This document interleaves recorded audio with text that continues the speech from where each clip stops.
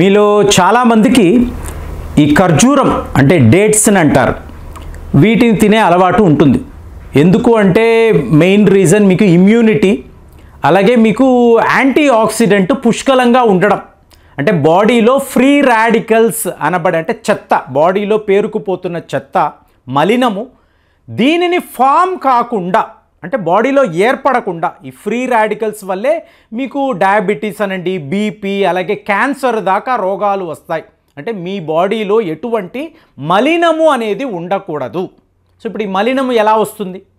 మనము బయట తినే ఆహారం, మెయిన్ ఆయిల్స్, అలాగే మనము వాడే కారము, మసాలా, సో ఇవి మీకు కల్తీ అనుకోండి, ఆటోమేటిక్గా బాడీలో ఫ్రీ రాడికల్స్ ఫామ్ అవుతాయి. ఎప్పుడైతే ఫ్రీ రాడికల్స్ ఒక లెవెల్కి వచ్చినప్పుడు క్యాన్సర్స్ లాంటి రోగాలు కూడా మీకు రావచ్చు. సో రోగము ఫుడ్, సో దీనికి సంబంధమే లేదు అనుకునే వాళ్ళు చాలామంది ఉన్నారు. మొన్న ఒక హోటల్కి వెళ్ళాను, ఒక గ్యాదరింగ్, ఒక దగ్గర ఒక 30 మంది ఉంటారు. ఇందులో మహిళలు కూర్చొని ఉన్నారు.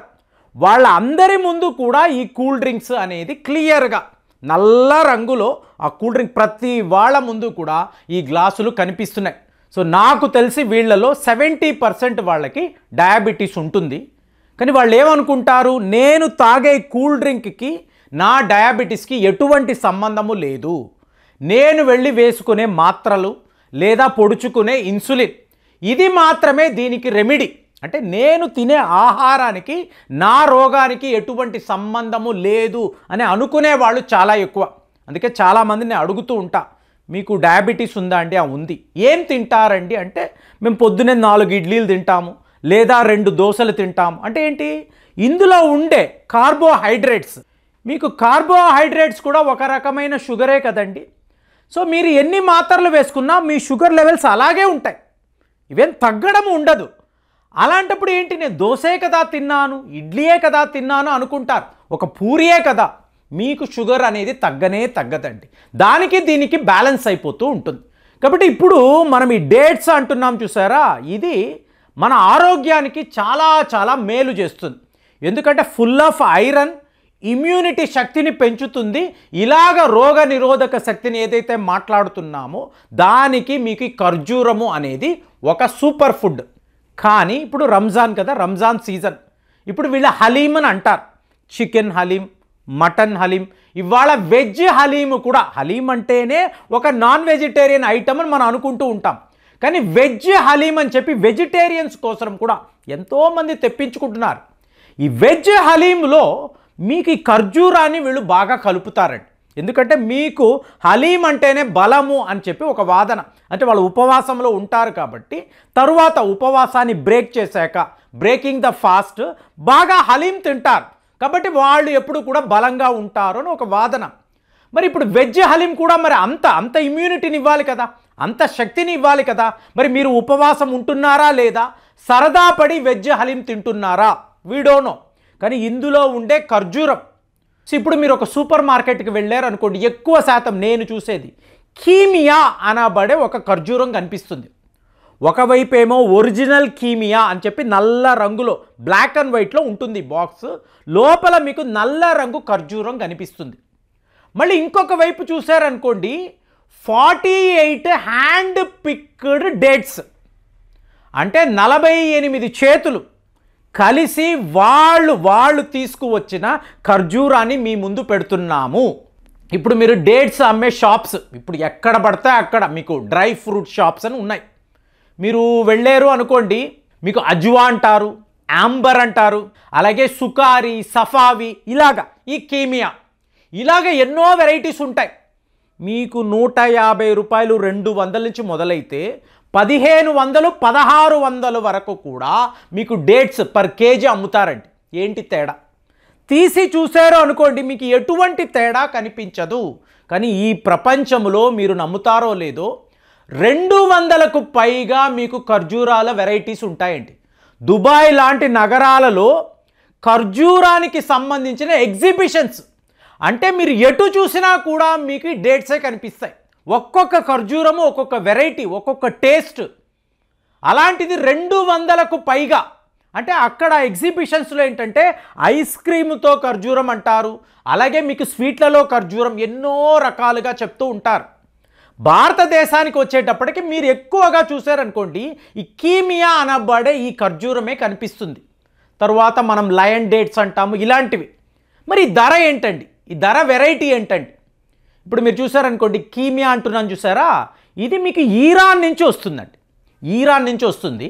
కానీ కొన్ని ప్యాకెట్స్ ఎప్పుడైనా చూడండి వెళ్ళి, మీకు నాలెడ్జ్ సేక్ వెనక చూసారనుకోండి మేడ్ ఇన్ ఇండియా అని ఉంటుంది, మన బొమ్మతో ఉంటుంది.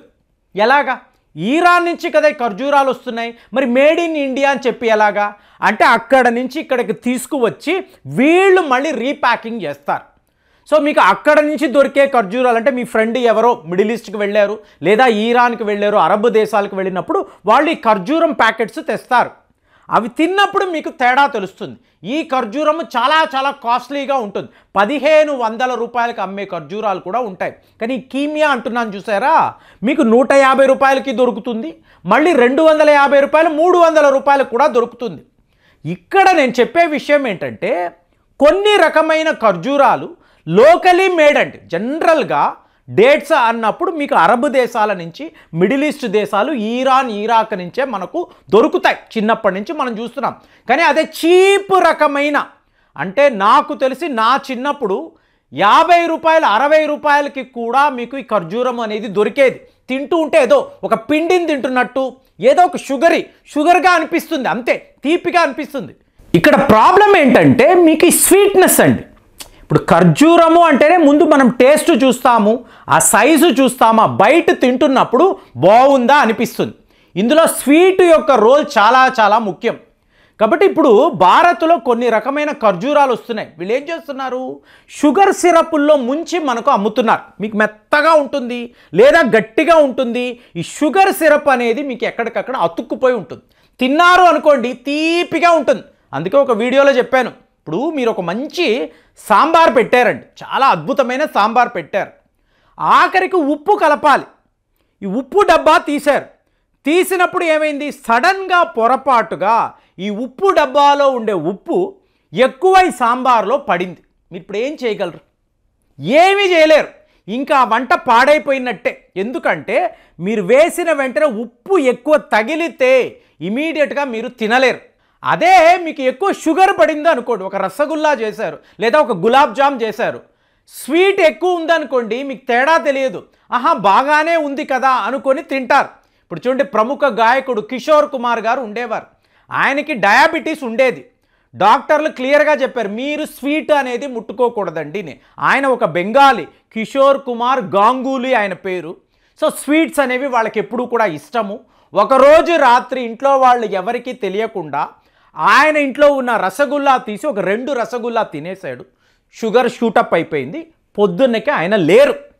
సో ఇది చాలా క్లాసిక్ ఎగ్జాంపుల్గా చెప్తారు. ఇప్పుడు ఇవాళ ప్రపంచం అంతా ఆర్గానిక్ ప్రపంచం అండి, మామూలు వస్తువులని కూడా ఆర్గానిక్ అని చెప్పి వీళ్ళు అమ్ముతున్నారు. అలాంటప్పుడు ఈ ఖర్జూరములో దీనికి ఉండే న్యూట్రిషనల్ వాల్యూస్ మీకు అది చాలా చాలా ఒక అద్భుతం కదా, సూపర్ ఫుడ్ కదా. ఇందులో కూడా కల్తీ చేసి ఈ షుగర్ సిరప్ కలిపి ప్రీమియం బ్రాండ్, ఒరిజినల్ ఇలా చెప్పి మీకు అమ్ముతున్నారు. ఆహా ఇది ఆర్గానికే కదా అని మీరు తినడం మొదలు పెట్టారనుకోండి మీ షుగర్ అనేది షూటప్ అవుతూ ఉంటుంది. ఇప్పుడు ఇవాళ వీళ్ళు చెప్తున్న వెజ్ హలీమ్, అందులో కూడా వీళ్ళు తక్కువ ధరకు దొరికే ఈ డేట్స్ను కలిపారు అనుకోండి, ఇది ఎంత ప్రమాదం. కాబట్టి ఖర్జూరం ఒక సూపర్ ఫుడ్, కానీ దీనిని ఎంచుకోవడం, ఇప్పుడు డ్రై ఫ్రూట్ షాప్స్ అని అంటున్నారు, అక్కడ కూడా ఒరిజినల్గా దొరికే డేట్స్ను మాత్రమే మీరు తీసుకోవాలి. ఈ డేట్స్ విషయంలో, ఖర్జూరం విషయంలో అరబ్ దేశాల నుంచి వస్తూ ఉంటాయి, మిడిల్ ఈస్ట్ అంటారు, ఈరాన్ అంటారు, ఇరాక్ అంటారు, ఎన్నో పేర్లు పెడతారు. ఒరిజినలా కాదా 1కి 10 సార్లు గమనించి తర్వాతే ఇవి కొనండి, తినడం మొదలు పెట్టండి. ఎక్కడ పడితే అక్కడ ప్యాకెట్ ఉంది కదా, డేట్స్ మంచిది కదా అనుకుంటే మీరు పప్పులో కాలేసినట్టే. ఈ పొరపాటు మీరు చెయ్యకండి. మరి మీరు ఎలాంటి ఖర్జూరము, ఎలాంటి డేట్స్ బ్రాండ్ అనేది తింటున్నారు కామెంట్స్లో రాయండి. మళ్ళీ వచ్చే వీడియోలో కలుద్దాం. జై హింద్.